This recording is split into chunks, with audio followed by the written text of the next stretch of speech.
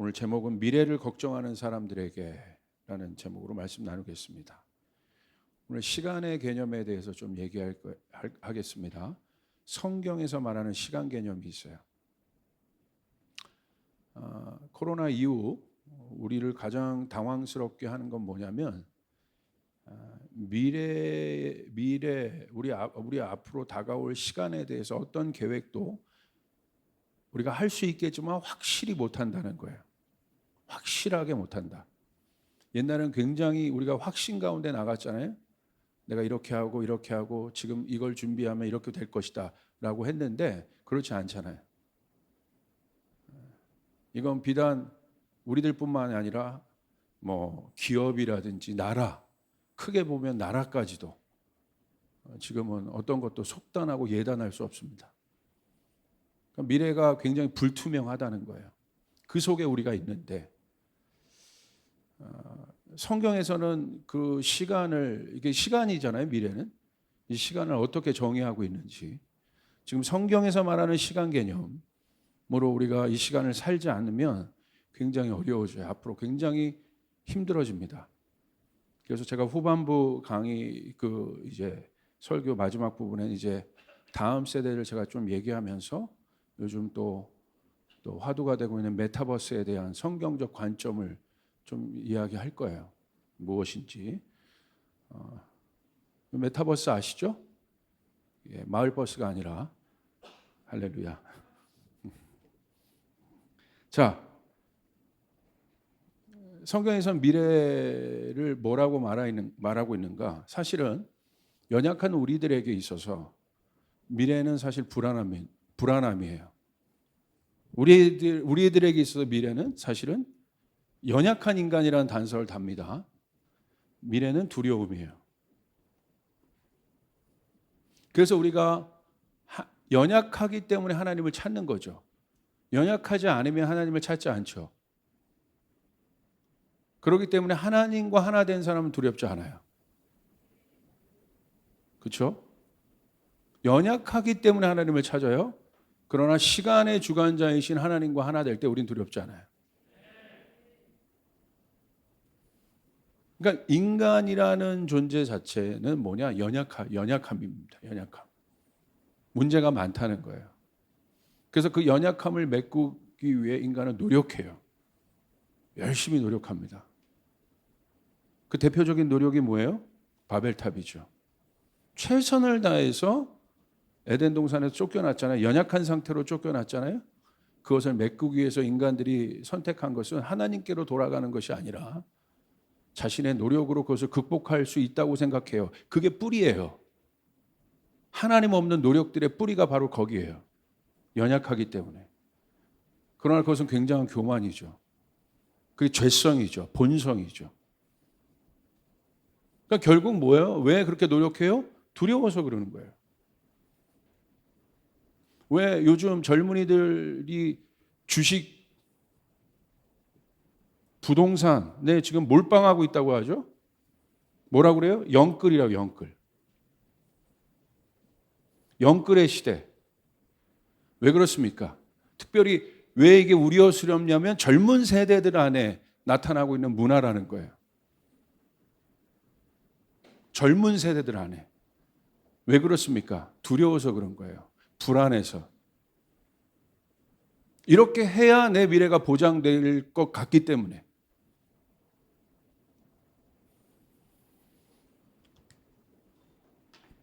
그러니까 연약한 인간에게 있어서 미래는 두려움입니다. 아마 지금 제가 이렇게 기도할 때 제 감동으로는 지금 두려워하고 있는 사람들이 너무 많아요.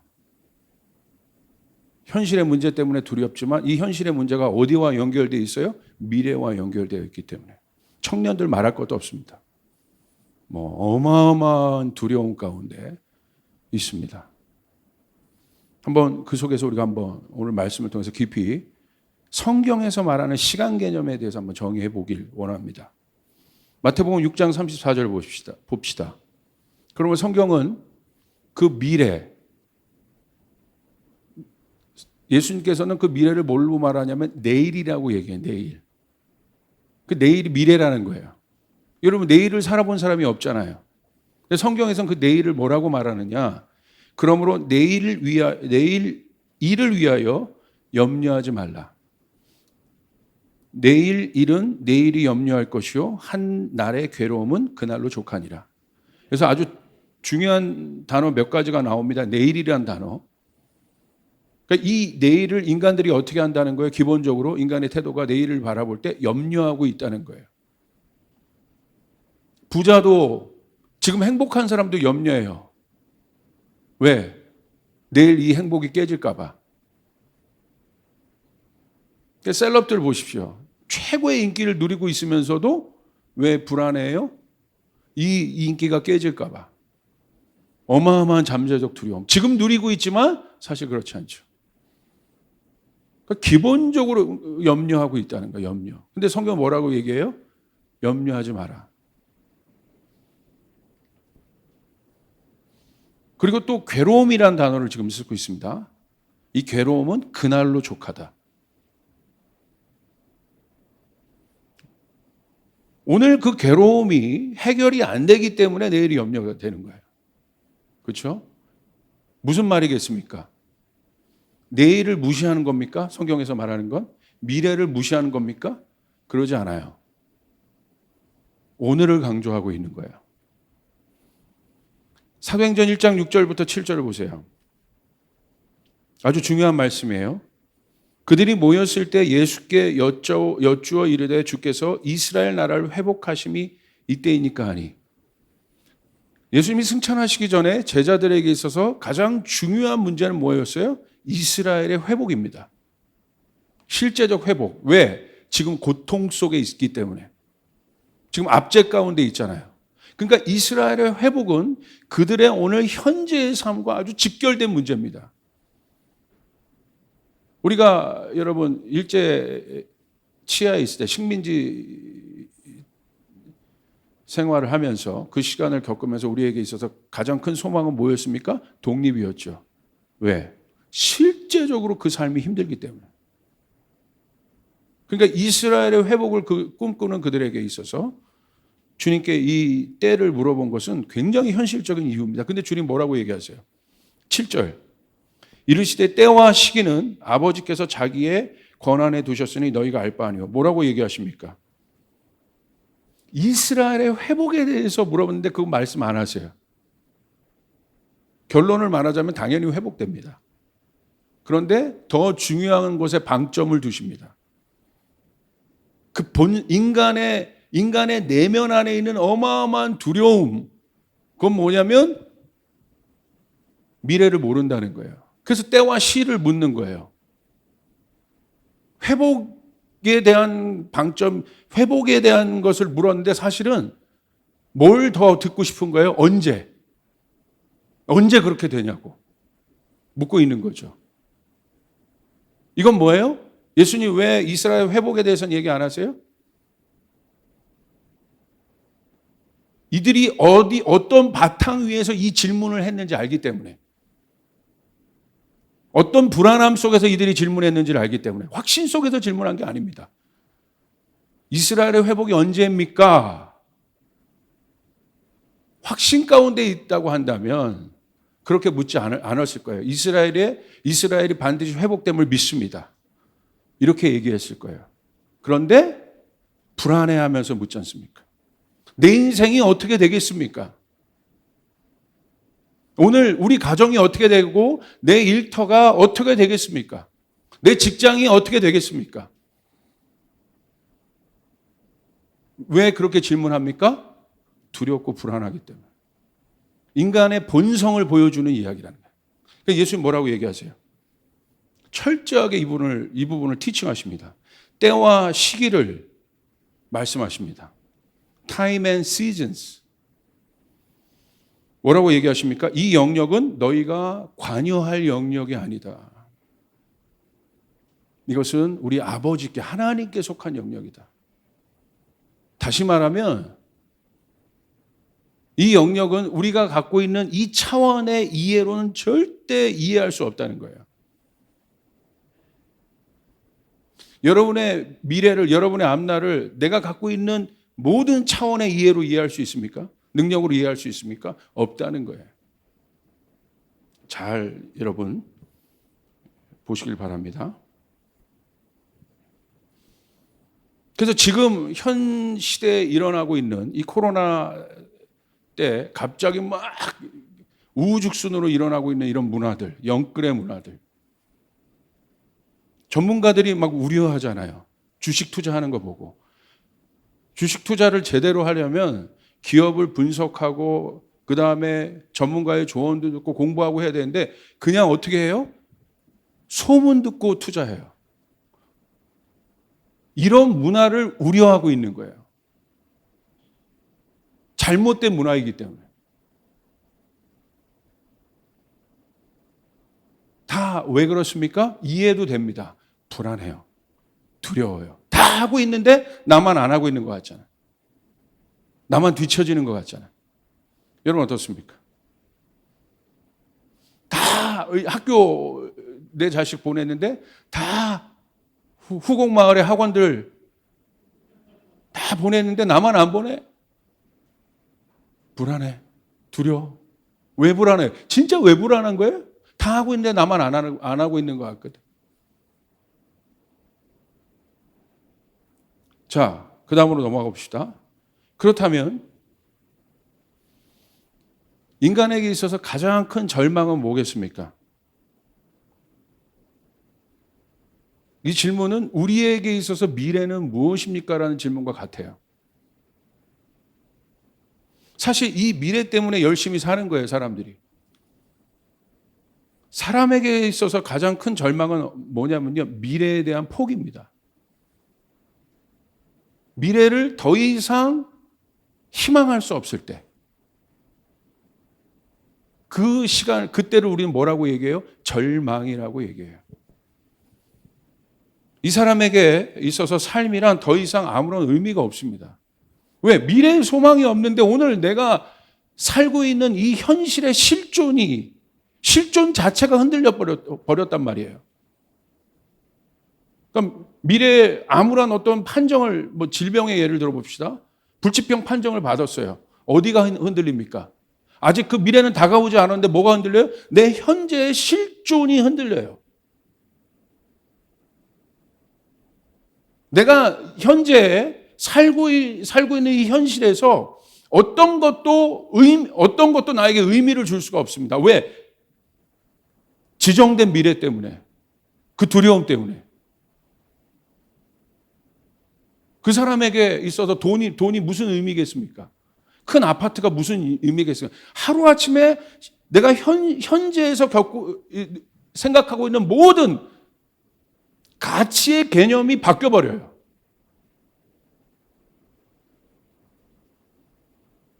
그러니까 우리가 주변에서 불의의 사고를 당해서 가족을 잃은 어떤 그런 가정들도 보잖아요.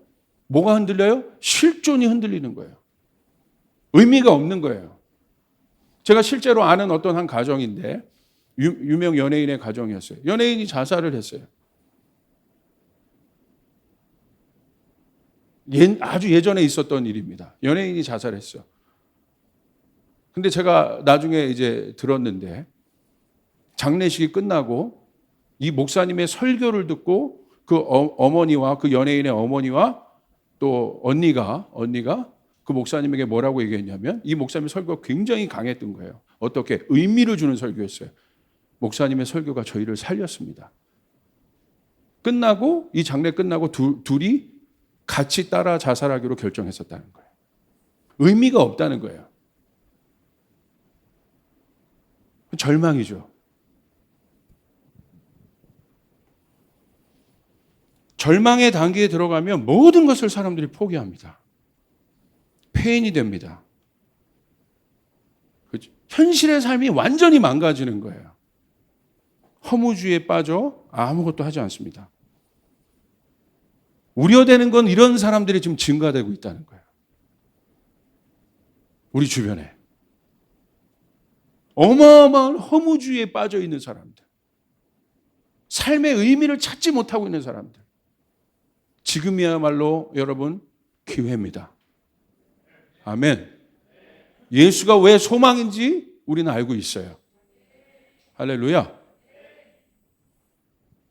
왜 그렇습니까? 왜 그들에게 있어서 오늘 현재의 삶이 절망이겠습니까? 미래 때문에 그런 거예요. 그러므로 그리스도인들에게 있어서 미래가 어떠한 시대인지, 성경에서 말하는 시간 개념이 무엇인지 이 시대에 분명히 정의해 놓지 않으면 여러분 굉장히 불안해질 겁니다. 어려워질 겁니다. 힘들 겁니다. 그래서 이런 설교를 준비한 거예요. 성경적으로 정의해야 합니다. 아멘. 그곳에 돌파가 있습니다. 흔들리지 않습니다. 성경에서 말하는 시간 개념을 분명히 해야 돼요. 왜 그러냐면 이거 분명히 해야 돼요. 왜?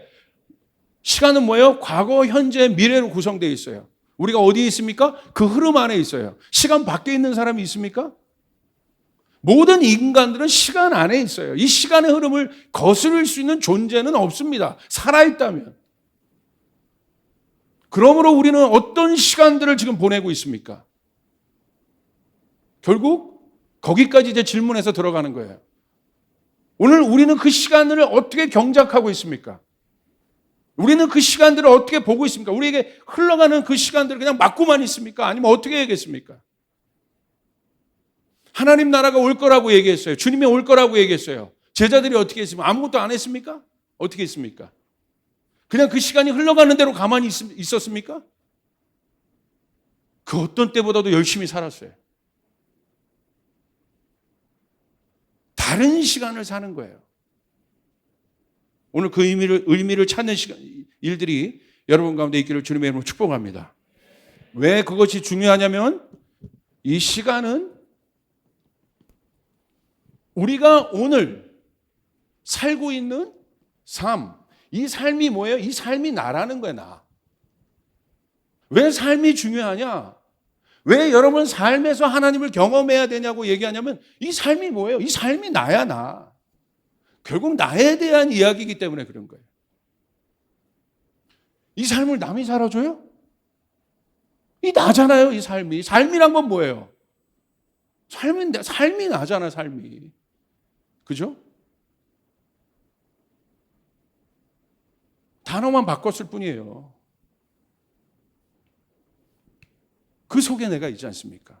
그러므로 그 시간이 왜 어떻게 중요하지 않겠습니까? 자, 그렇다면 성경에서 바라보는 미래는 뭡니까? 결론을 짓고 갑시다. 성경에서 말하는 미래는 오늘이에요. 이것을 이해하는 은혜가 있기를 바랍니다. 인간의 시간 개념에선 과거, 현재, 미래로 구분했지만 성경에서의 시간은 구분이 없어요. 과거의 하나님이 오늘의 하나님이 아닙니까? 오늘의 하나님이 미래의 하나님이 아닙니까? 과거의 하나님은 다른 분이고 오늘의 하나님은 다른 분이에요? 미래의 하나님은 또 다른 분이에요? 그분이 시간의 주관자인데 구분이 없다는 거야. 이것을 깨닫는 성령께서의 도움이 여러분 가운데 오늘 있기를 바랍니다. 오늘이 미래인 거예요. 오늘이 시간인 거예요. 그 오늘은 뭘 말해요? 여러분의 삶을 얘기하는 거예요.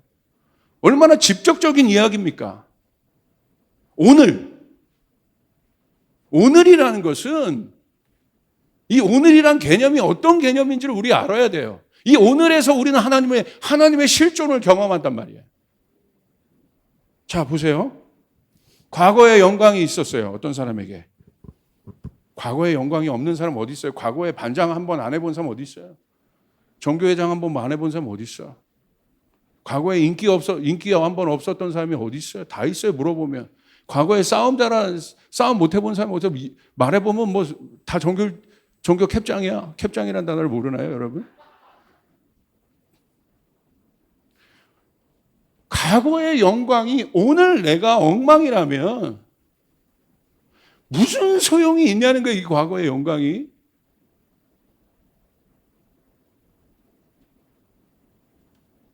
거꾸로 이 사람은 오늘을 살지 못하고 있기 때문에 항상 어디에 살아요? 과거 지향적으로 살아요. 시간을 거슬러 사는 거예요. 얼마나 힘들겠습니까, 이 인생이. 그러니까 이런 분들을 보면요, 항상 술만 먹으면 과거 얘기하는 거예요. 아, 내가 그때 그 땅을 안 팔았을 걸. 아휴. 내가 그때 그 땅을 안 팔았으면 내가 오늘 이 고생을 안 하는데 모든 게 과거에 가 있어. 내가 그때 행복했었는데. 그 말이 지금 오늘 무슨 소용이 있겠습니까? 과거의 영광이. 오늘이 엉망이라면. 거꾸로. 오늘이 엉망이라면 어떤 미래를 우리가 기대할 수 있겠습니까? 오늘이 엉망인데 여러분 너무 분명한 거죠. 농부의 비유를 생각해 보세요. 농부의 비유. 아무리 좋은 밭이 있으면 뭐합니까? 오늘 경작을 안 하면, 농부가 오늘 게을러 경작 안 하면 여기 소출이 없는 거예요. 열매가 없는 거라는 거예요. 열매가. 땅만 좋은 거야. 무슨 소용이 있겠냐는 거예요. 미래에 어떤 결과를 기대할 수 있겠어요. 오늘이에요, 오늘 결국. 성경에서 말하는 시간이란 것은 오늘의 개념이에요, 오늘의 개념. 이 오늘은 뭡니까? 삶이에요, 삶. 내가 지금 살고 있는 이곳, 이 현장. 오늘. 이 오늘이 미래고 이 오늘이 과거인 거야. 이게 성경에서 말하는 시간 개념이에요. 내일을 염려하지 말라. 보라, 이전 것은 지나갔으니 네가 새 피조물이 되었다. 할렐루야. 오늘이라고, 오늘.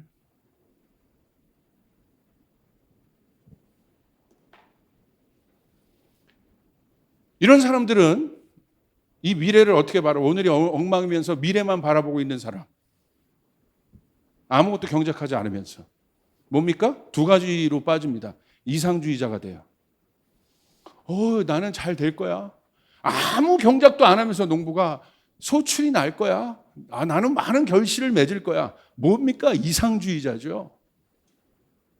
이상주의자들이 지금 증가하고 있어요. 우리 청년부는 부흥할 거야. 우리 교회는 부흥할 거야. 이상주의자들입니다. 어디 성경에 그런 말이 있어요? 사도행전을 보십시오. 하나님 나라가 어떻게 전파됩니까? 전도의 미련한 방법으로 전파되는 거예요. 할렐루야. 가만히 있는다고 하나님 나라가 오는 거예요? 아니지 않습니까? 우리가 잘 이해해야 돼요. 아니면 뭐예요? 염세주의자. 비관론자. 해봤자 뭐해? 소용없는데. 다 해봤어. 소용없어. 염세주의자. 딱 이상주의자나 염세주의자나 똑같은 거야. 되게 다른 것 같죠? 하나는 굉장히 긍정적인 것 같고 하나는 굉장히 이렇게 부정적인 것 같은데 똑같은 거예요. 뭐가 없어요? 현실이 없어. 똑같습니다.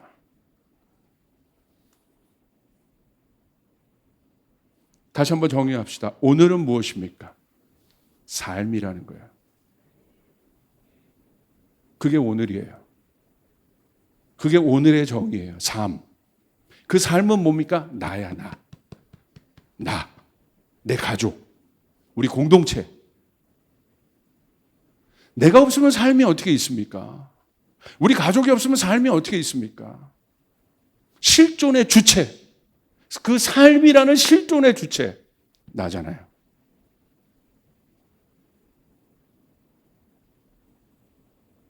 오늘을 산다는 건 뭐냐?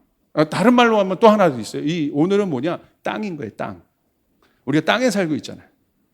현실. 그러므로 오늘을 산다는 것은 뭘 말하냐면 이 땅의 문제를 직면하는 삶을 말합니다. 그것이 오늘을 사는 거예요. 지금 우리가 살고 있는 땅은 뭐예요? 문제가 많아요. 그러므로 그리스도인에게 있어서의 삶이란 뭐냐면 문제가 많은 이 땅이 만들어내는 문제를 직면하는 것. 이것이 삶이라는 거예요.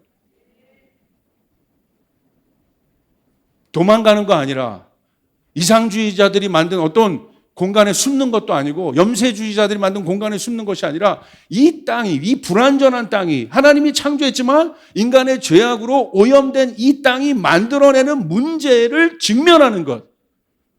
직면할 뿐만 아니라 그 문제를 해결하는 것. 할렐루야. 그게 복음인 거예요. 얼마나 많은 문제가 있습니까? 모든 영역에 경제, 교육, 문화, 환경. 우리가 얼마나 편협된 복음을 갖고 있습니까? 교회 안에서. 하나님 나라가 교회 안에 있는 겁니까? 아닌 거죠.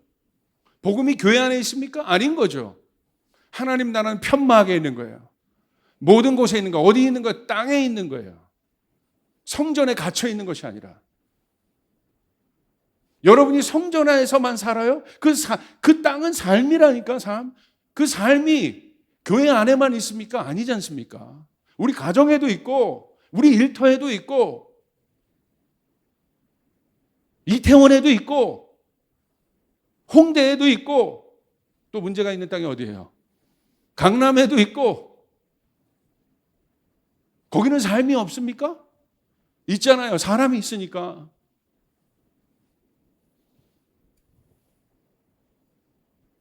잘 보십시오. 성경은 그러므로 우리의 삶의 문제를 무시하지 않습니다. 이 땅의 문제를, 다시 말하면 땅의 문제를 무시하지 않습니다. 적극적으로 개입하고 있습니다. 성경은 하나님의 말씀은 여러분의 문제를 절대 넘어가지 않아요. 적극적으로 개입하고 있다는 거예요. 오늘 여러분의 현실에서 겪고 있는 문제에 대해서 성경은 모른 척하지 않아요. 적극적으로 개입하고 있다는 거예요. 오늘 여러분 청년들이 리액트 했죠? 마지막 리액트는 뭡니까? 여러분 현실에 리액트 해야 되는 거야. 그래야 여러분 하나님 나라의 실제를 볼 수 있는 거예요. 현실에 리액트 해야 되는 거야. 땅의 문제에 리액트 해야 되는 거야. 안 그러면 다 이상주의자나 염세주의자가 됩니다.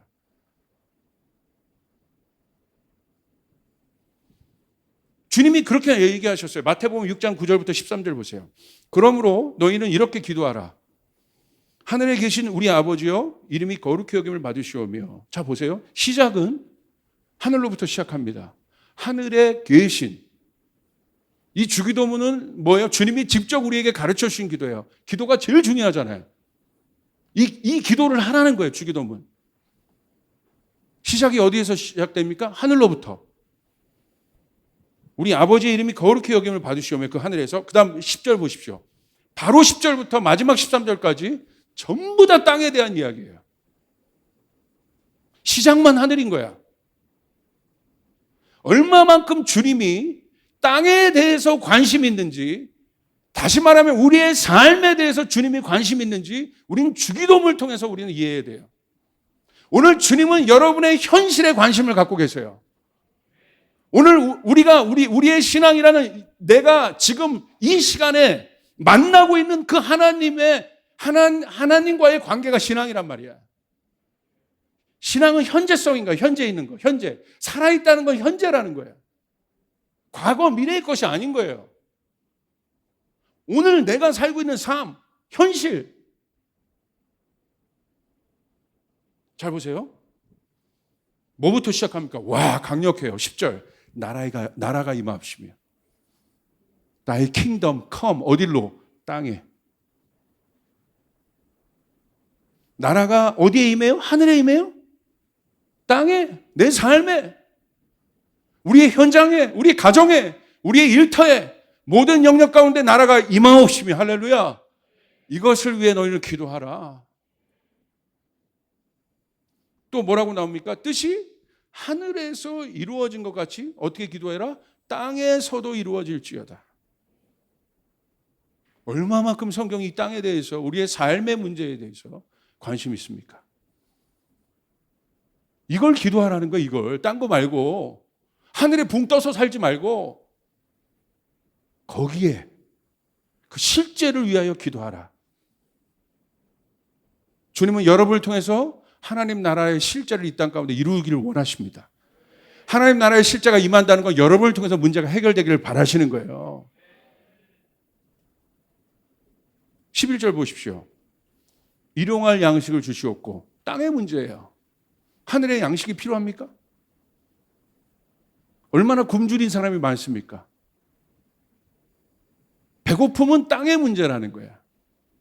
12절 우리가 우리에게 죄 진 자를 사여 준 것 같이 무슨 문제입니까? 죄의 문제, 땅의 문제입니다. 우리의 죄를 사여 주옵시고 그 땅의 문제를 위해서 너희는 기도해라. 오늘 이 죄 때문에 얼마나 많은 영혼들이 오늘 이 순간에도 고민하고 괴로워하고 있습니까? 너희는 그것을 위해 기도해라. 이 땅에 배고픈 자들을 위하여 기도해라. 고통당하는 자들을 위하여 기도하라. 이 땅에, 하늘에는 그런 사람이 없으니까. 내가 오늘 하나님 나라의 실존, 하나님 나라 안에 산다는 건 뭐냐는 거예요.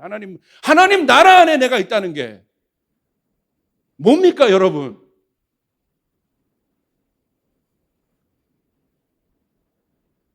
내가 하나님 나라 안에 있다는 건 내가 그 문제 안에 있다는 거예요. 이것을 이해하는 은혜가 여러분 가운데 있길 바랍니다.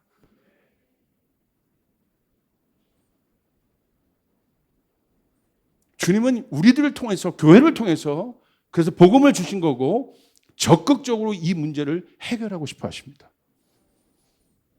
죄의 문제. 그 다음에 13절 보십시오. 시험에 들게 하지 마시고 다만 악에 속아 없어요. 이거 시험에 대한 건 뭡니까? 철저하게 뭐에 대한 거예요?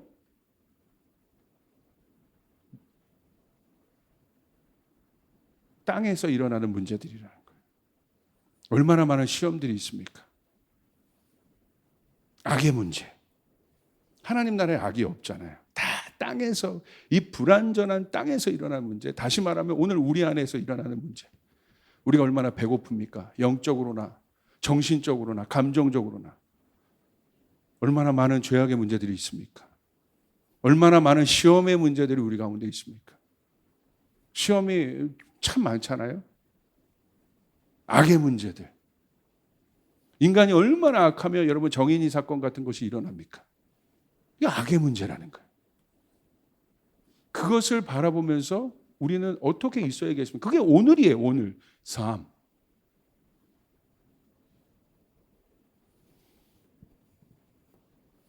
자, 그래서 요즘 제가 계속 강조하고 있는 게 뭡니까? 말씀이 육신이 되어야 된다 이제. 말씀이 육신이 되는 것. 그건 뭐예요? 예수님이 내 삶이 되셨다는 거야. 문제가 있는 내 삶이 되셨다는 겁니다. 예수님이 문제가 되셨다는 겁니다. 그리고 예수님이 어디에 계셨어요? 그 문제 안에 거하셨다는 거예요. 근데 어떻게 하셨습니까? 문제 속에서 같이 문제가 돼버려요? 아니요. 문제가 있는 우리 안에, 우리의 삶 안으로 들어오셔서 적극적으로 문제를 해결하셨습니다.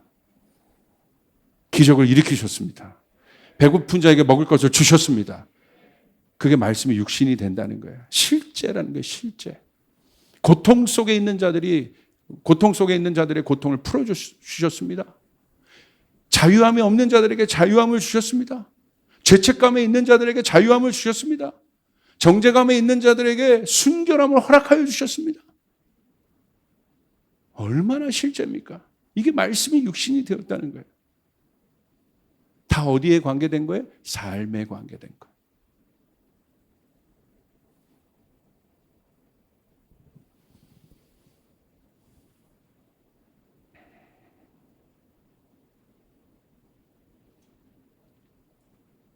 왜 그렇게 하셨을까요? 오늘이 해결돼야 미래가 있기 때문에. 예수님이 십자가에서 죽으신 건 뭐예요? 미래를 위해서 오늘을 해결하신 겁니다. 그러므로 십자가는 항상 현재형이라는 거예요. 오늘 내가 죽고, 오늘 내가 십자가에서 죽었다는 건 바로 오늘 나는 부활을 경험했다는 거예요. 부활은 영원한 거예요. 십자가의 현재성. 이 십자가의 현재성 때문에 우리에게 미래가 보장된 것이라는 거. 너무 중요한 거죠. 그래서 예수님이 오늘 안으로 들어오신 거예요. 과거로 간 거가 아니라 오늘 안으로 들어갔다는 것은 우리 문제 안으로 예수님이 들어오셨다는 거예요. 그러므로 교회가 이 땅의 문제를 외면하기 시작할 때, 내 자신이 내 안에 있는 문제를 외면하기 시작할 때, 내 자신이 이웃의 문제를 외면하기 시작할 때 인간은 타락하는 거예요. 거기엔 미래가 없습니다. 하나님만 사랑하고 이웃의 문제를 외면하는 자들은 절대, 제가 생각할 때 진짜 천국에 갈 수 있을까? 구원을 받아도 부끄러운 구원을 받겠죠? 부끄러운 구원이란 말이 있을까? 난 모르겠어요. 굉장히 실제적인 말들이에요. 말씀들이에요. 말씀을 하나하나 찬찬히 곱씹어보면 얼마나 실제적인 것인지, 실제적이고 우리의 삶과 연관된 것인지를 우리가 알게 돼요.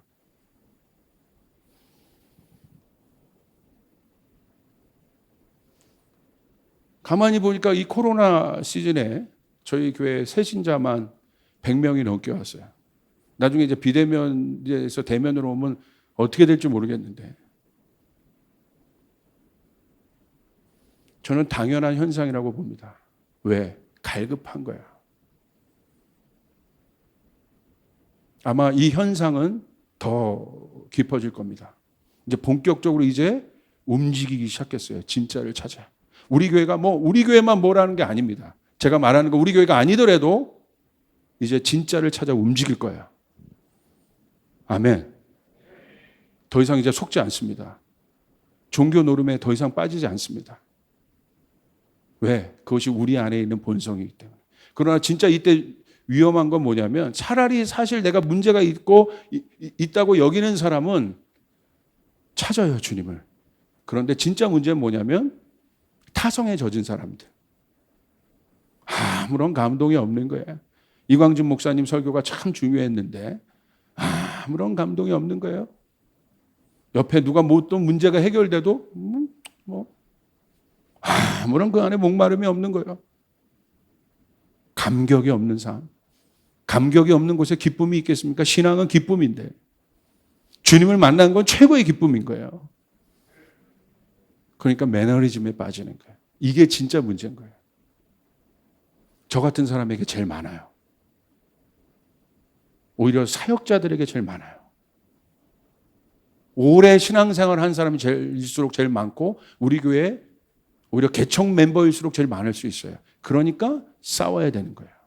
이 안에 있는 누룩과 매너리즘과 주님을 갈망해야 합니다. 할렐루야. 그거예요. 열처녀 비유 보십시오. 이미 확정된 미래입니다. 신랑이 온다는 것은, 주인이 온다는 것은 확정된 미래입니다. 우리는 그 확정된 미래 속에 있어요. 신앙의 하이라이트는 뭐예요? 약속. 그 약속은 무엇입니까? 주님이 돌아오실 것이다. 주님이 재림할 것이다. 리턴할 것이다. 그러면 우리는 어떻게 해야 되냐? 보여주고 있잖아요. 깨어 있어라, 현재에서. 기름을 준비하고 있어라. 그 사람이 신랑을 맞이하는 거예요. 안 그러면 여러분 슬피 울며 이를 가는 거예요. 후회하는 거예요. 그러므로 보십시오. 예정된 미래 약속을 얘기하면서도 오히려 성경은 그 약속된 미래를 위해서 뭘 얘기하고 있습니까? 오늘 우리의 현재를 얘기하고 있는 거예요. 깨어 있으라. 깨어 있으라. 깨어 있으라. 아멘. 깨어 있으라. 깨어 있으라. 정신을 차리고 깨어 있으라. 깨어 있을 뿐만 아니라 어떻게 하라? 기름을 준비하라. 여러분의 묵혀서 여러분에게 기름이 준비되었습니까? 기름이 준비되었습니까? 말씀 그대로 보십시오. 기름이 준비되지 않은 사람이 어떻게 했는지, 얼마나 당황하고 있는지 중요한 거죠. 그게 바로 오늘이 중요한 이유입니다. 그러므로 지금은 어떤 때입니까? 약속된 미래 가나안이에요. 약속의 땅 천국입니다. 하나님 나라입니다. 어디입니까? 오늘 우리의 시점은.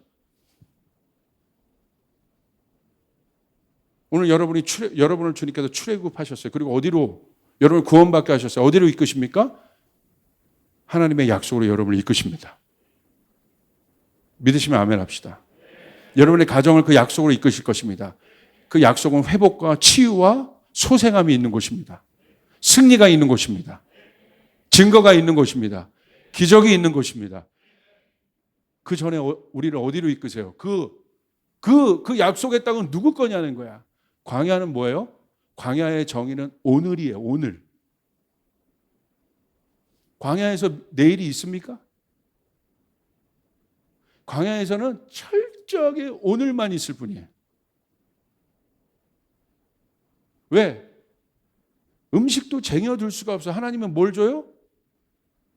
오늘을 살아갈 수 있는 음식만 주세요. 광야의 정의는 뭡니까? 오늘. 오늘을 살아갈 수 없는 사람에겐 미래가 없습니다. 오늘 하나님을 경험할 수 없는 사람에겐 미래의 하나님을 경험할 수 없습니다. 다시요. 오늘 내가 하나님을 경험하지 못한다면 미래의 하나님을 경험할 수 없습니다. 여러분, 오늘 하나님을 경험하십시오. 오늘 내가 하나님의 말씀을 읽지 않는다면 미래의 하나님의 말씀을 갑자기 깨달을 수 없습니다. 오늘 내가 기도를 하지 않는다면 미래에 절대 성령 받을 수 없습니다. 오늘이 얼마나 중요한지를 봐야 돼요. 그러니까 광야는 뭐예요? 하루를 살아갈 은혜만 주시는 거예요. 이게 그리스도인의 삶인 거예요. 하루를 내가 어떻게 살 것이냐. 광야에서 내일을 어떻게 걱정합니까? 염려하겠습니까? 내일은 또 하나님이 해주시는 대로. 광야에서 어떻게 해요? 내일 어디로 갈지 어떻게 알아? 자, 구름기둥 움직인다. 짐 싸라. 그렇게 가는 거예요. 성경을 보십시오. 내일이 어디 있어요? 계획이 어디 있어요? 갈 바를 압니까? 그러므로 진짜 믿음은 떠날 준비를 하는 거예요. 천년 만년 살듯이 펜트하우스에서 사는 게 아니에요. 언제든지 떠날 준비를 하는 거예요. 미련 없이. 여기서 잠깐 누리고 살더라도 주님 말씀하시면 언제든지 떠날 준비를 하는 게 진짜 믿음인 거예요. 왜 오늘날 교회가 타락했습니까? 떠나지 않는 거예요. 떠날 준비가 안 돼 있는 거예요. 가라. 왜요? 오늘 지미 목사님이 중요한 설교를 하셨잖아요. 그 즉각 반응이 안 나오는 거예요. 이야, 깊이 여러분 한번 생각해 보세요. 믿음이 뭔가? 떠나면 승리합니다. 우린 영원한 나라로 가는 거야. 결국은 떠나잖아요. 우린 정착민이 아닙니다. 이 땅에. 유목민들이고 성경에서는 그 유목민인 우리들을 뭐라고 얘기했습니까? 순례자, 필그림이라고 얘기합니다.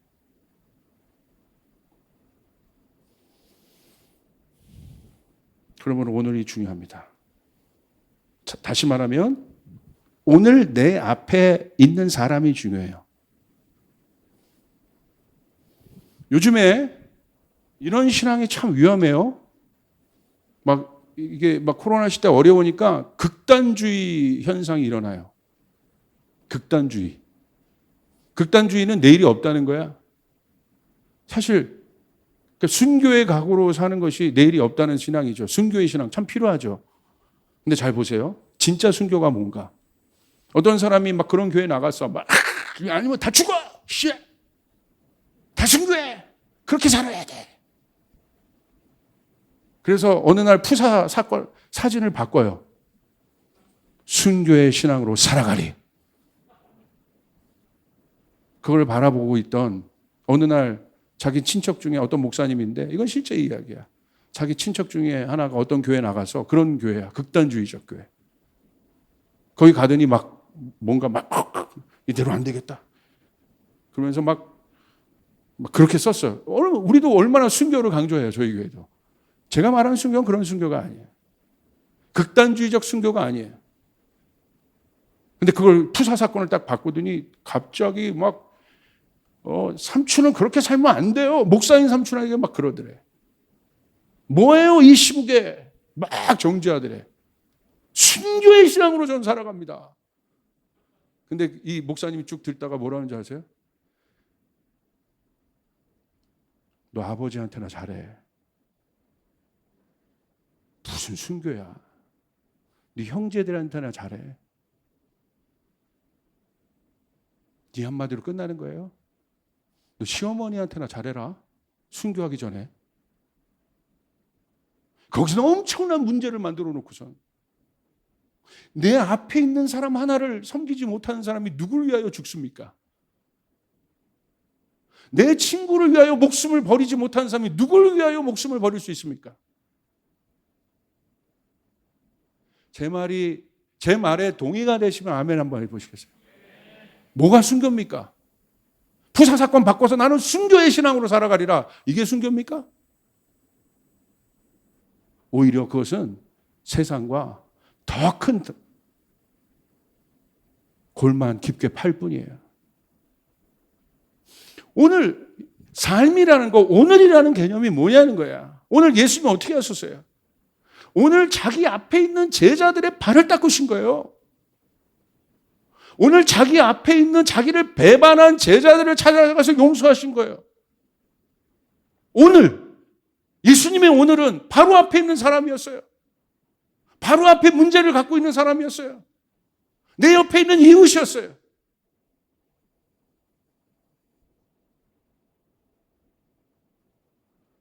우리 조이풀 안에 이 하나됨과 이것이 성숙한 거거든요. 하나님을 사랑하고 이웃을 사랑하는 이것이 우리에게 이루어진다면 하나님이 열방을 섬길 수 있는 권위를 우리에게 주실 것입니다. 아멘. 그러니까 초대교회에 먼저 코이노니아를 주신 건 뭐예요? 그 안에 있는 문제들을 해결하시오. 거기에 열방이 부어진 거예요. 그렇지 않습니까? 오늘 내가 속한 스몰에서도 스몰 리더에게도 내가 순종하지 못하고 리더의 말도 내가 따르지 못하면서 하나님의 말을 어떻게 따릅니까? 그 권위 하나를 내 안에 그 앞에 있는 사람들과의 그 권위 갈등을 하는 사람이 권위자이신 하나님을 어떻게 만나요?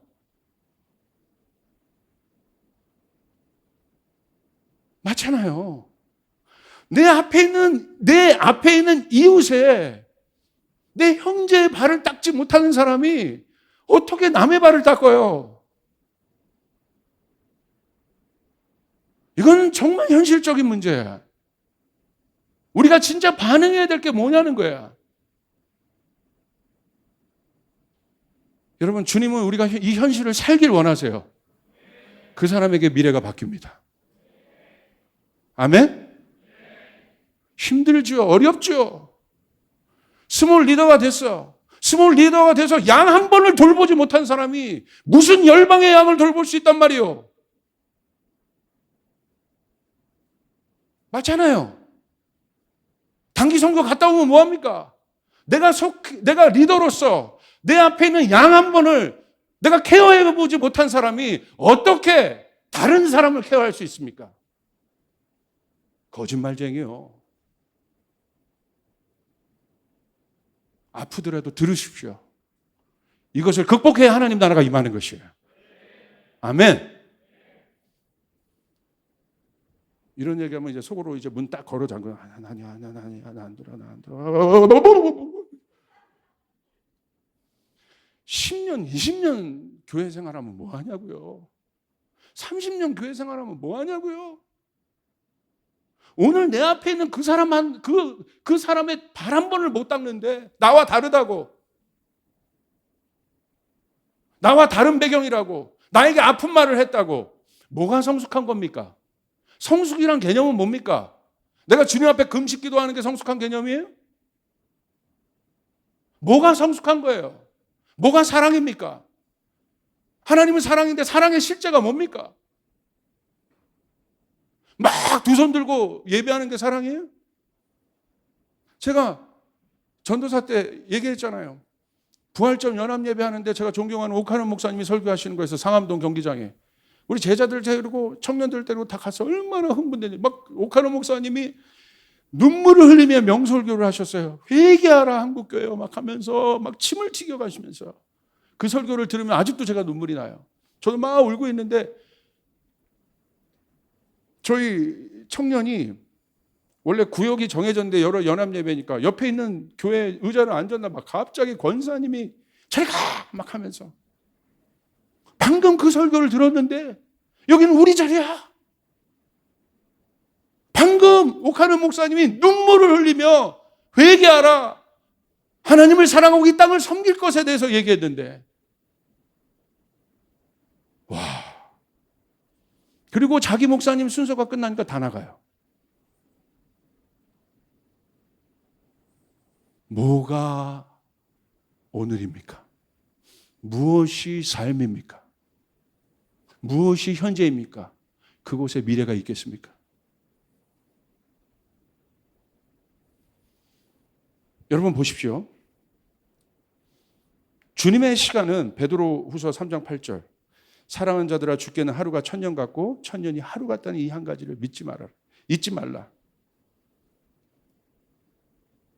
오늘 우리는 그 하루를 무시합니다. 그리고 1000년만 생각해요. 1000년 동안 주님과, 근데 주님 뭐라고 했어요? 주님의 시간 개념을 보시죠. 하루와 1000년이 같은 거예요. 오늘 여러분의 이 오늘은 영원입니다. 할렐루야. 선한 사마리아인 비유 보십시오. 그 제사장과 레위인을 보시잖아요. 레위인 있잖아요. 왜 그들 비유를 하셨겠습니까? 하나님을 아는 사람들이잖아요. 그런데 그들 앞에 갑자기 예기치 못한 고통받는 강도받는 사람이 나타납니다. 어떻게 합니까? 하나님을 아는 그들. 예수님 비유도 기가 막히죠. 제사장과 레위인들. 하나님을 너무 잘 아는 우리들. 어떻게 합니까? 외면하잖아요. 예수님 물으시는 거예요. 진짜 사랑이 뭐니? 하나님 말씀을 그렇게 잘 알고 있는 사람들에게 진짜 사랑이 뭐니? 물으시는 거예요. 근데 여러분 선한 사마리아에 어떻게 합니까? 지나가다가 그 고통, 현재의 고통을 외면하지 않아요. 자기 길을 가다가 멈춥니다. 멈출 수 있는 용기가 있나요? 우리에게?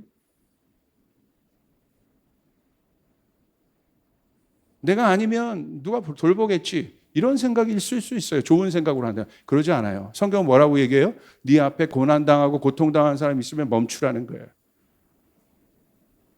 그게 오늘이라는 거예요. 그리고 그 사람에게 미래를 열어주라는 거예요. 오늘 그 사람이 그 사람을 도와줬기 때문에 이 강도 맞는 자의 미래는 삶으로 새 생명을 얻을 수 있었다는 거예요.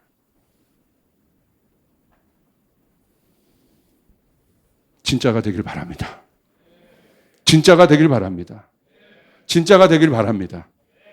우리 한번 가슴에 손을 대고 얘기해 봅시다. 하나님, 진짜가 되게 하소서.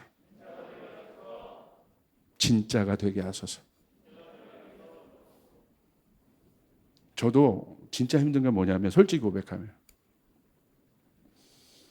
부어도 끝이 없이 상담을 해야 되는 사람이 있어요.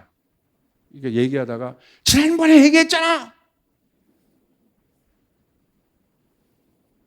또 그 문제가 들어오면 너무 힘들어요. 막 겁부터 나.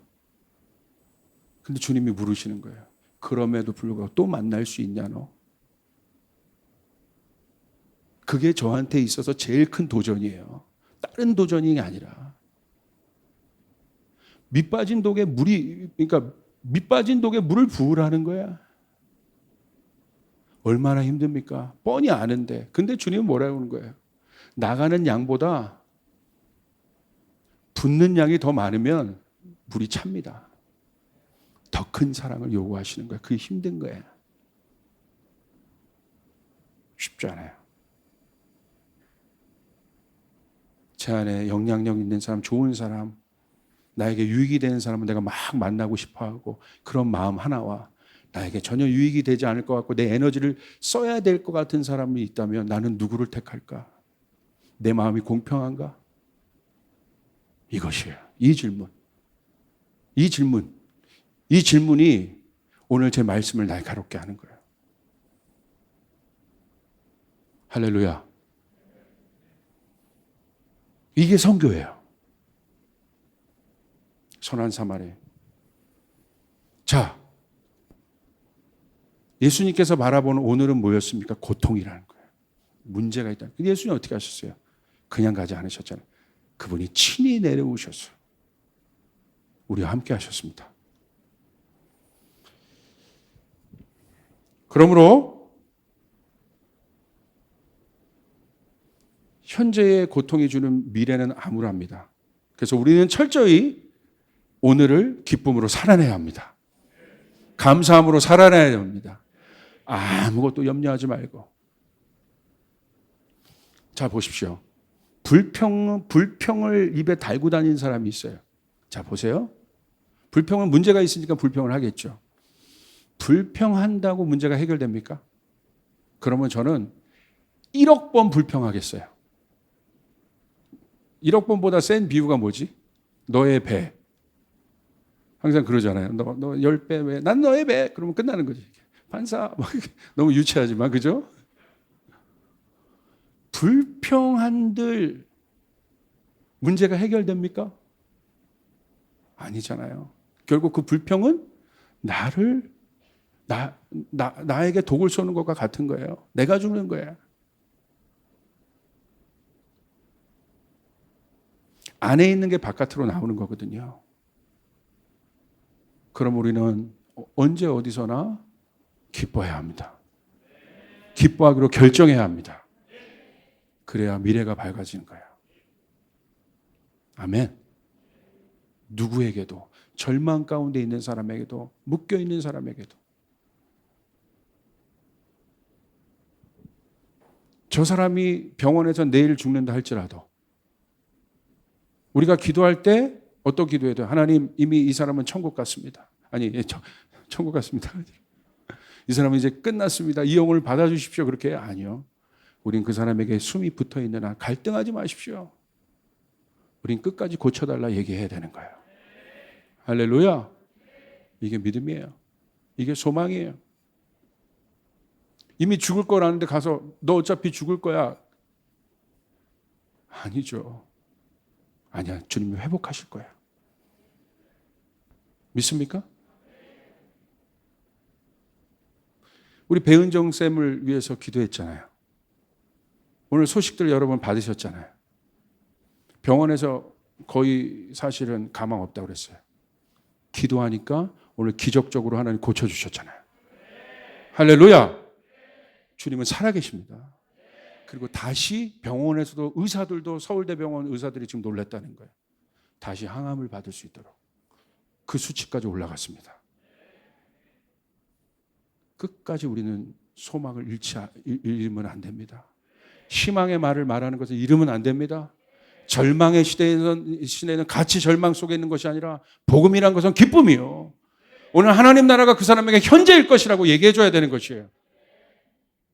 여러분 불평했던 모든 것들을 회개하십시오. 회개하십시오. 하나님 함께 하십니다. 아멘. 아멘. 그러므로 믿음은 무엇입니까? 믿음은 책임감이에요. 왜 믿음이 책임감이냐? 보세요. 달란트 비유에 있어요. 이 데릭 프린스 목사님의 믿음은 책임감이라는 정의는 데릭 프린스 목사님의 정의인데 저는 깊이 동의합니다. 추상적이지 않아요. 달란트 비유에서 주인이 돌아오실 때 달란트를 보고 칭찬하지 않으셨습니다. 뭘 보고 칭찬하셨습니까? 청지기의 오늘 삶을 보고 칭찬하셨어요. 달란트를 보고 칭찬하지 않으셨다는 거예요. 삶을 보고. 뭐라고 하셨습니까? 착하고 충성된 종아. 악하고 게으른 종아. 믿음은 뭐냐면 충성이 뭐예요? faithful이에요. 어원을 보면 그 faithful이 어디서 나와요? 믿음이 faith에서 나와요. faith. 신실하다는 거예요. 하루하루. 그것을 보고 칭찬하신 거예요. 그 사람에게 뭐를 주십니까? 영역을 넓히시고 권위를 주십니다. 오늘 우리의 충성에는 상급이 있어요. 다시요. 우리의 오늘의 충성에는 상급이 있습니다. 그게 믿음이에요. 그러므로 오늘을 책임지는 것, 오늘을 신실하게 산다는 건 뭐냐면 책임이에요. 주인의 약속을 가슴에 두고 책임을 지는 것이에요. responsibility, 책임. 이게 믿음이에요. 믿습니다가 믿음이 아니라. 우리 중보팀 제가 칭찬하는 것은 지난 거의 10년 동안 특별히 중보기도를 이끄는 우리 간사님, 투잡이 아니죠. 직장 생활하면 풀타임 사역자가 아닙니다. 충성되게 기도를 보내와요. 우리 중보팀 대단합니다. 한 번도 그것에 대해서 이게 언스테이블한 적이 없어요. 물론 어떤 사람은 제가 기도 보면 알아요. 이거 빨리 썼구나 그냥. 압니다 저도. 그래도 고맙습니다. 감사해요. 충성돼. 충성되이 누군가 나를 위해 기도해 주고 있구나. 충성되이 누군가 이것을 위해 기도해 주고 있구나. 그게 뭐예요? 그게 책임감이라는 거예요. 책임감. 이 비유가 놀랍죠? 주인이 달란트를 보고 칭찬하지 않으셨다는 거. 달란트를 보고 칭찬하면 불공평하잖아요. 예배팀 달란트를 보고 칭찬하면 불공평하잖아요. 여러분 그러면 예배는 스킬이 아니에요. 예배팀 이해하시겠습니까? 충성된 자에게 하나님 기름 부으시는 거예요. 충성. 오늘 하루 내가 예배를 못 드리, 오늘 하루 주님과 친밀감이 없는 사람이 어떻게 다른 예배를 열 수 있겠습니까? 마태복음 6장 33절 34절. 그런즉 너희는 먼저 그의 나라와 그의 의를 구하라. 그리하면 이 모든 것을 너에게 더하시리라. 충성되이 그 나라를 구해라. 그 이후에 30절. 그러므로 내일 일을 위하여 염려하지 말라. 먼저 그의 나라와 의를, 하나님 나라를 갈망하는 사람들의 삶을 보여주는 거예요. 하루를 살아내라. 오늘 내 하루 가운데 하나님을 경험해라. 오늘 하루 가운데 하나님 나라를 경험해라. 아멘. 아멘. 우리 예배팀이 지금 막바지 작업들을 하고 있어요. 충성되이 방음판을 붙이고 있어요. 그 충성을 해야 예배 장소가 완성되는 거예요. 그죠? 그거 누가 해줘요? 현실인 거예요. 삶이란 것은.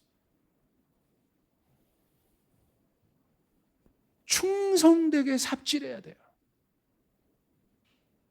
요행을 바라지 마십시오.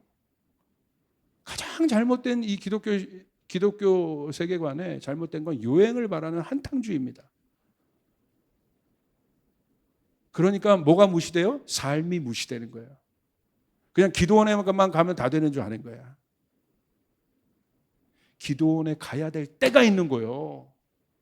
이 땅에 내려와서 살아야 될 때가 있고, 변화산에 가야 될 때가 있고, 변화산에서 내려와야 될 때가 있는 거예요.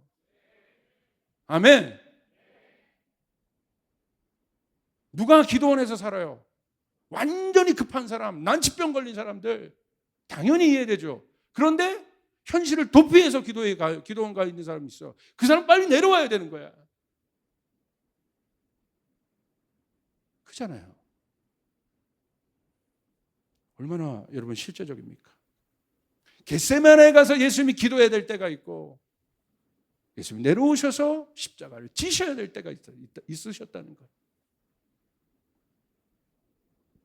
금식을 해야 될 때가 있고, 금식을 하지 말아야 될 때가 있는 거예요. 율법주의에 묶이면 아무 때나 금식하는 거예요. 행위로 자기가 거룩해지는 줄 알고. 마지막 때는 신랑이 오시는데 왜 금식해요? 결혼식에서 굶는 사람 봤어요? 할렐루야. 기뻐해야지. 때와 장소를 구별을 못해요. 내가 주님 앞에 열심히 기도하고 하나님을 사랑해야 될 때가 있고, 내 앞에 있는 이웃을 위하여 발을 닦아야 될 때가 있는 것이에요. 아멘. 아멘. 이게 실제입니다. 그러므로 미래를 이제 대하는 성도들의 자세를 보십시오. 왜 이렇게 얘기했냐? 왜 얘기했냐면, 다음 세대를 저희 교회는 고민하잖아요. 다음 세대들이 지금 살아가는 미래가 심각하더라고요. 이거 칠판을 내려주세요.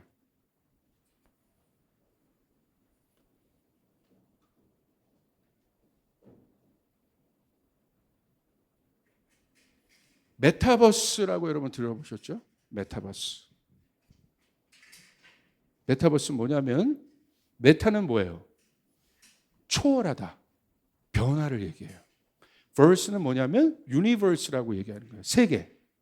그러니까 메타버스라는 건 뭐냐면 초월 세계를 말하는 거예요. 다음 세계. 이게 지금 미래를 디자인하는 사람들이 꿈꾸는 세상이 지금 메타버스입니다. 근데 왜 제가 이것을 지금 심각하게 생각하냐면 생각보다 빨리 가고 있어요. 왜 그러냐면 이건 뭐냐면 오늘 현실에서 우리가 살고 있는 이 현실이 3차원 세계잖아요. 4차원이 아니잖아요. 3차원 세계에서 가상 세계를 사는 거예요. 근데 이 가상 세계가 예전부터 있었습니다.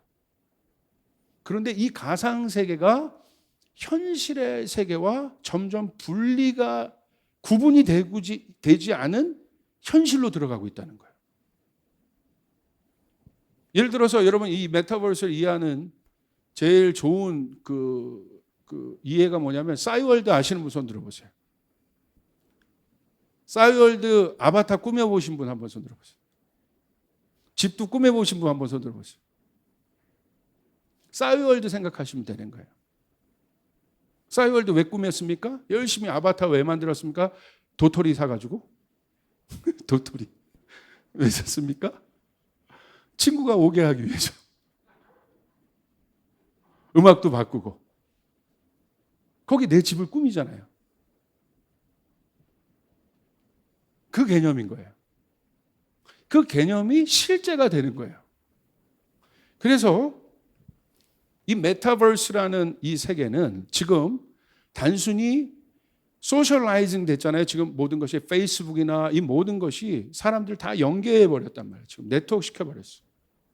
이 위에서 지금 구현되고 있기 때문에 굉장히 무서운 거죠, 사실은. 그리고 그 속도가 파급 속도가 엄청나게 빠르게 변하고 있는데 이 메타버스의 특징은 뭐냐면 확장성이에요. 확장성. 그러니까 어떤 거냐면 제약이 없습니다. 예를 들어서 얼마 전에 유명한 가수가 가상 세계에서 콘서트를 했어요. 실제 공간에서 콘서트를 했다면 올림픽 주경기장에 한 10만 명 모이는데 10만 명 모이게 할 수 있었을 거예요. 그런데 이 유명한 가수가 자기 아바타를 가상 세계에 만들어 놓고 그 메타버스 안에 이 메타버스라는 세상이 뭐와 연결된 거예요? 지금 음악과 연결된 거예요. 거기서 콘서트를 했습니다. 수천만 명이 들어왔어요. 제약이 없어요. 무섭습니다. 어마어마한 힘입니다.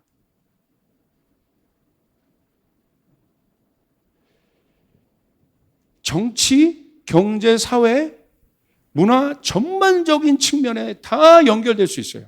예를 들어 이런 것도 있습니다. 한번 제가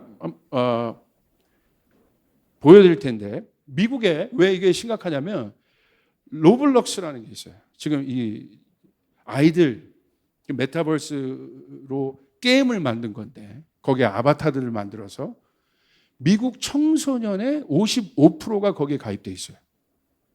그러니까 절반 이상이 여기에 가입돼 있어요. 우리 어른들은 관심이 없어요. 왜? 우리는 비대면 예배도 힘들어. 줌도 힘들어. 근데 이미 다음 세대의 아이들은 그 가상 세계 만약에 게임으로 한다면 그 게임 세계가 전혀 얘네들은 현실과 그렇게 별 차이가 없어요. 세상을 인지하는 인식의 세계관이 바뀌고 있다는 거예요. 그러니까 미국 청소년의 55%가 들어갔다는 건 이제 더 늘어나고 있는데 이 아이들이 지금 그대로 클 것 아니겠습니까? 그곳에 익숙한 아이들이. 근데 이 메타버스 그 게임 안에 아바타를 만들어서 그 게임 안에서 들어가서 얘네들이 거기서 그냥 그거 놓고 사는 거야. 거기 그 공간이 내가 있는 공간이야. 난 오늘 현실에서 이러고 있는데 그 속에서 내가 막 움직이기도 하고 경제 활동도 하고 친구도 만나고 다 하는 거예요. 거기서 머무는 시간이 유튜브 사용 시간의 2.5배예요. 어마어마한 거죠. 그런데 만약에 지금 5G 기반이잖아요. 이것이 속도가 더 발달된다면 더 발달된다면 발달될 건데, 왜냐하면 미래를 디자인하는 기업들이 다 들어가 있잖아요, 지금. 페이스북이라든지 구글이라든지 뭐 다 들어가 있잖아요. 발달된다면 뭡니까? 컴퓨터도 이제 필요 없는 거예요. 시공간, 때와 장소가 구분 없이 스티븐 스필버그가 만들었던 레디 플레이스 원처럼 어디에서나 접속할 수 있는 거예요. 현재처럼.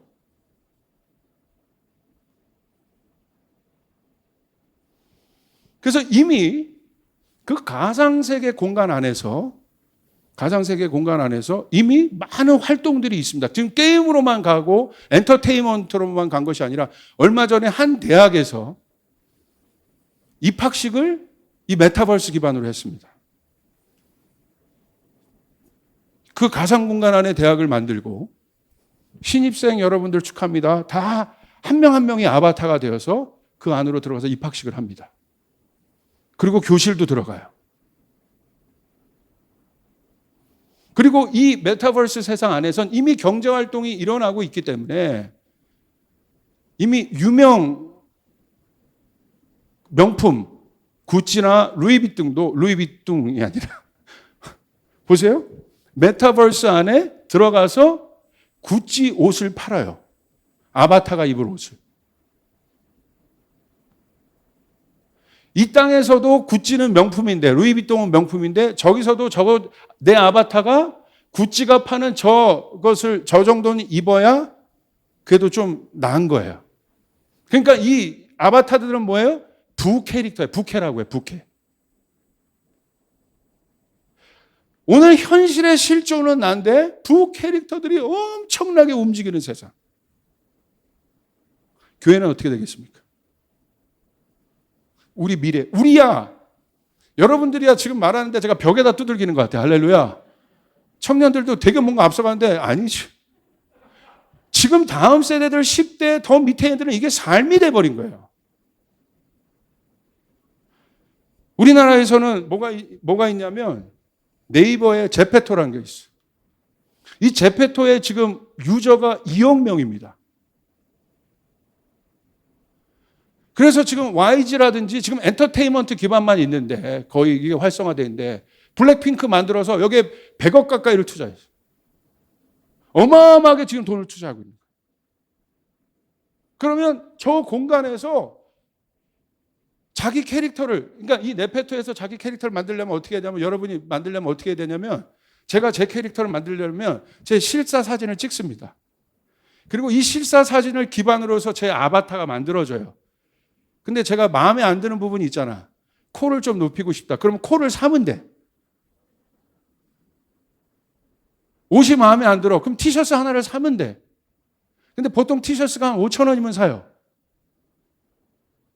실존에서도 몇만 원 하는데 거기서도 티를 사려면 돈을 사야 돼. 그래서 제가 싸이월드 생각하면 여러분 좀 생각이 빠르다고 한 게, 그러니까 난 눈이 작아. 그러니까 내 실존을 바탕으로 눈을 키울 수도 있어요. 시무문전사면 어디를 키우고 싶어요? 만족하죠. 할렐루야. 그렇죠? 우리는 지금 개념이 없잖아. 관심이. 뭐야? 우리 밑에 아이들, 여러분 밑에 세대 아이들은 이것이 현실이에요. 이 세상이 그대로 가고 있는 거예요. 그러니까 기술만 좀 발달되면 어떻게 되겠습니까? 다 이러고 있는 거예요. 현실은 피폐해져 있는데 다 그 안에서 이미 여러분이 만약에 웹 디자인 할 수 있는 사람이라면 이 안에 들어가서 여러분이 만든 디자인한 옷을 여러분이 상점을 만들어서 팔 수 있어요. 이미 그 부캐릭터를 만들어서 몇백만 원의 수입을 올리는 사람들이 있어요. 미국에서는 지금 어린아이 하나가 이런 캐릭터를 만들어서 수십억의 수익을 초등학생이 올리고 있습니다. 무서운 건 뭡니까? 왜 이런 일이 일어나겠습니까? 생각해 보세요. 왜 그렇습니까? 왜 기업이 들어갔겠습니까? 기업은 무엇을 위해 살아요? 이윤 창출을 위해 살아요. 돈이 글로 다 몰린다는 거예요. 잘 보세요. 실제적으로. 제가 오늘 이 미래를 너무 깊이 고민하는, 제가 어저께 전문가분이랑 밥을 먹었어요. 이분 전 세계적으로 전문가세요. 얘기하면 많은 얘기를, 그리고 독실한 크리스찬이시고. 정말 미래에 대해서 우리가 고민을 했어요. 어떤 미래? 현실이 없는 미래. 우리 아이들이 살아갈 세상. 왜 이게 싸이월드랑 다른 개념이냐? 글로벌 기업들의 목표는 뭐예요? 돈을 버는 거예요. 돈 냄새를 맡는 사람들입니다. 왜 글로 뛰어들었겠어요? 돈 냄새가 나거든. 자, 보세요. 실제적으로 코로나 이후에 전 세계에 돈이 풀어지고 있습니다. 우리나라만 해도 얼마나 많은 돈을 찍어내고 있습니까? 수백조 원대. 이 돈 어디로 가겠습니까? 그 돈이 다른 세상을 만들고 있어요. 어디로 가겠습니까? 이미 글로벌 기업들은 아는 거예요. 돈이 어디로 갈지. 헬로. 헬로. 잘 가고 있죠?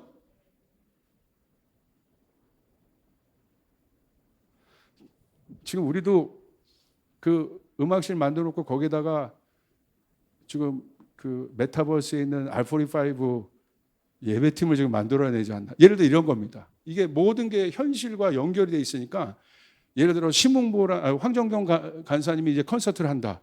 그러면 이제 이런 걸 다 연결합니다. 기기들을 연결해서 이 안에 캐릭터를 만들어서 간사님이 그 자리에서 라이브를 불러요. 그러면 그 아바타가 그 자리에서 라이브를 똑같이, 간사님이 이렇게 움직이면 그 아바타도 이렇게 움직여요.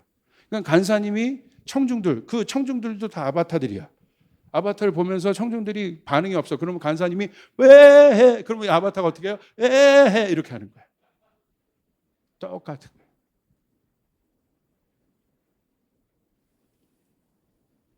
현실과 가상의 세계가 구분이 없어져요. 그래서 제가 왜 주님께서 하나님 나라가 이 땅에 임하도록 기도하라.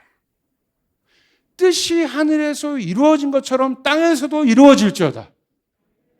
왜 주님이 육신이 되어 우리 안에 왔냐? 아바타로 들어온 것이 아니라 주님이 육신이 되어 왔냐? 왜?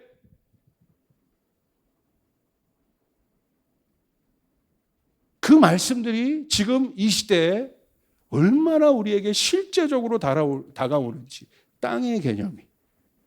오늘 내가 살을 부딪히고 있는 내 이웃이 얼마나 소중하고 실제적인 존재인지. 여기서는 아무 관계도 못하는 바보가 그 안에서는 엄청나게 관계 잘하고, 그것만 딱 끝나면 여기서는 말도 못하고. 무섭죠, 이 세상이. 다 어디에 반응합니까? 돈에 반응. 꼭 뭐 같아요? 좀비들 같아. 다 뭐만 만든 거야? 돈 냄새. 영끌. 좀비가 뭐예요? 피 냄새를 맡잖아. 그 피가 뭐예요? 돈. 이런 시대. 우리는 어떻게 해야겠습니까?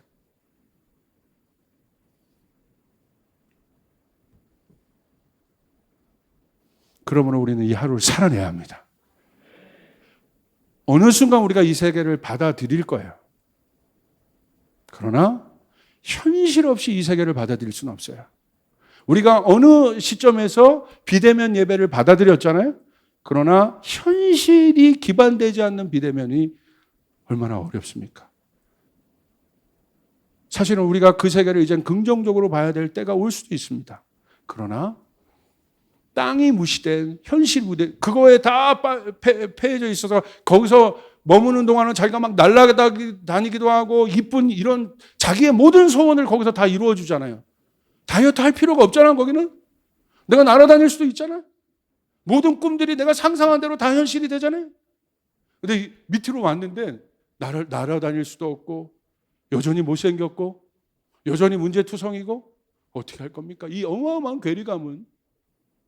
그러므로 오늘 우리는 이 현실을 살아낼 수 있는 능력이 있을 때 가상세계도 의미가 있다는 거예요. 이분법적인 세계관이 아니라. 여러분 이해되십니까? 오늘 우리가 이 땅에서 하나님 나라를 경험할 때 하나님 나라는 우리의 가운데 실제가 된다는 사실이에요. 깊이 아셔야 돼요. 그게 실제예요. 그러므로 사랑하는 여러분, 특별히 청년들에게 얘기하고 싶은데 막연한 미래를 살지 마십시오. 다윗을 보십시오. 어떻게 살았습니까? 골리앗 앞에 설 때도 열심히 살았고, 아둘람굴에서 있을 때도 열심히 살았고, 도망 다닐 때도 열심히 살았고, 헤브론에 가서도 열심히 살았고, 예루살렘 가서도 열심히 살았어요. 현실을 살아내야 합니다. 그 하루 가운데 여러분 주님을 경험하셔야 합니다. 예수님을 보십시오. 어떻게 사셨습니까? 그 공생의 기간에 예수님이 이 공생의 시간을 어떻게 사셨어요? 어떻게 살아내셨습니까? 예수님이 이제는 나의 때가 시작되었다. 이제는 가만히 있어. 나한테 다 와라가 아니라 예수님이 그 현장 가운데로 들어가시고 문제가 있는 사람 가운데 들어가셔서 그 문제를 해결하셨다는 거예요. 아멘. 바울을 보십시오. 그가 예수님 만나고 이방인의 사도가 돼서 어떻게 살았습니까? 가만히 있었습니까? 바울이 다닌 전도 여행의 거리를 보십시오. 인간이 갈 수 없는 거리예요. 나단 목사님 얼마나 되죠? 그러니까 얼마나 어마어마하게 많죠? 뭐 비행기가 있었습니까? 어마어마한 거리를 인간이 갈 수 없는 도저히 인간의 스케줄로 그 바쁨에서도 바울은 주님과 가까이 있었고 바쁘기 때문에 주님과 멀어진 것이 아니라 그 사역을 하는 와중에도 그렇게 가는 중에도 바울은 주님과 더 가까웠어요.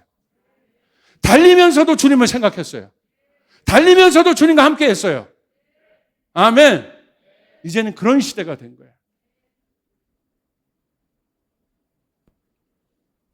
내가 너무 눈코 뜰 새 없이 현장에서 바쁘지만 그 현장에서 내가 주님을 경험해야 되는 거예요. 아멘.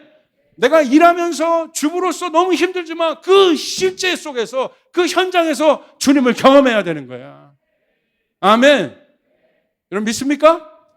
그곳이 내가 오늘 있는 나의 삶인 거예요. 사역자는 마찬가지입니다. 오늘 나에게 주어진 양들을 먹이는 거예요. 돌봐야 되는 거예요.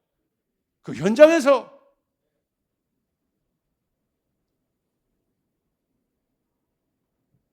열심히 그렇게 하루를 살아내야 됩니다. 다시 여러분에게 말합니다. 입에 단내가 나도록 사세요. 입에 단내가 나도록 하나님의 말씀을 지켜 사세요. 할렐루야. 내 욕망을 위하여 입에 단내가 나도록 살지 말고 하나님 나라를 위하여 입에 단내가 나도록 사세요. 그것이 하나님의 영광이 있습니다. 하나님의 새 힘을 주십니다. 세상에 줄 수 없는 평강을 주십니다. 아멘. 거기에 진짜 기쁨이 있습니다. 거기에 진짜 즐거움이 있습니다. 제가 요즘에 하영조 목사님 설교를 많이 들어요. 어마어마하게 도전받아요. 아멘. 투석에 일주일에 3번의 투석을 하고도 머리가 다 빠진 그 상황에서 마지막까지 하나님의 말씀을 강단에 서서 전해요. 어디에 제가 도전받을까요? 그 큰 교회를 이룬 거에 도전받을까요? 아니요. 그분이 마지막까지 주님의 말씀을 붙잡고 저게 목사지, 저런 분이 목사지, 끝까지 달려갈 길 다 가는 것. 할렐루야. 그 앞에 제가 직장 유암종이 있어요. 그분은 온몸이 암덩어리였는데 그 삶이 울림인 거예요. 그분이 이룬 업적이 울림이 아니라 그 삶이. 아멘. 그러므로 사랑하는 여러분, 마태복음 7장 13절 14절 좁은 문으로 들어가라. 멸망으로 인도하는 문은 크고 그 길이 넓어 그리로 들어가는 자가 많고 이것이 아까 얘기했던 현실과 괴리감이 있게 하는 모든 삶들 그 속으로 다 들어갑니다. 14절 생명으로 인도하는 문은 좁고 길이 협착하여 찾는 자가 적음이라. 사는 여러분, 좁은 길로 가시길 바랍니다. 생명의 길을 가시길 바랍니다. 어렵더라도 이 길이 승리의 길입니다. 이 길이 결국 승리의 길입니다. 그러므로 사랑하는 여러분, 호련이라는 단어를 기억하십시오. 주님이 호련히 오십니다. 성령이 호련히 임하십니다. 누구에게? 주님의 약속을 붙잡고 너희는 이 성전을 떠나지 말고 기도하라. 기도하는 자가 호련히 성령님의 방문을 받습니다. 오늘 여러분의 삶 가운데 문제가 있는 그 돌파를 붙잡고 오늘 이 현재에서 기도하는, 그리고 그 삶을 살아내는 분들에게 돌파가 있습니다. 할렐루야! 중풍병자의 친구들 기억하십시오. 문제가 있었습니다. 친구에게. 어떻게 했습니까? 지붕을 뚫었어요. 거기에 주님의 역사가 있었습니다. 할렐루야! 인간의 상식으로는 지붕을 뚫을 수 없어.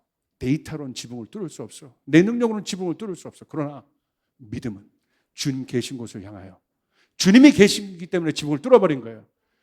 그게 혁신인 거예요. 그게 혁신인 거예요. 그게 크리에이티브한 삶인 거예요. 지붕을 뚫어버려야 돼요. 그리고 아무도 생각하지 못했던 그 방법대로 그 문제를 주님 앞에 내려드려야 되는 것이에요. 살아내야 되는 거예요. 지붕을 뚫어내야 되는 것이에요. 장애물들을 돌파해야 되는 것이에요. 아멘. 오늘 그 능력이 여러분 가운데 있기를 바랍니다. 답은 두 가지입니다. 첫 번째, 십자가요. 십자가는 내 현실의 모든 문제를 하나님 나라로 연결해주는 게이트와 같아요.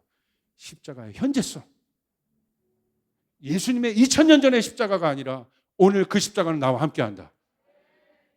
이 십자가에서 우리의 모든 문제가 바뀌었다는 거예요. 십자가를 센터로 두고 내 안에 우울함, 내 안에 있는 무기력함, 내 안에 있는 모든 문제들은 예수의 이름으로 명언을 떠나갈지어다. 아멘. 십자가. 철저하게 십자가를 내 문제의 현장에 꽂아두고 나가야 됩니다. 두 번째는 공동체입니다. 혼자 살 수 없습니다. 함께 가는 공동체. 좁은 길을 갈 수 있는 공동체. 다 뿔뿔이 세상 그 가상 공간에만 들어가 있거든요. 여기는 다 혼자잖아요. 진짜 이 문제를 이길 수 있는 공동체, 교회. 우리가 하나 되어야 합니다. 할렐루야. 우리가 하나 되어야 됩니다. 우리는 혼자 이길 수 없습니다. 내 이웃이 어렵습니까? 손을 붙잡아줘야 합니다. 어깨를 내줘야 합니다. 그렇게 이길 수 있는 여러분 되시길 주님으로 축복합니다. 주님께 영광의 박수 올려드리겠습니다.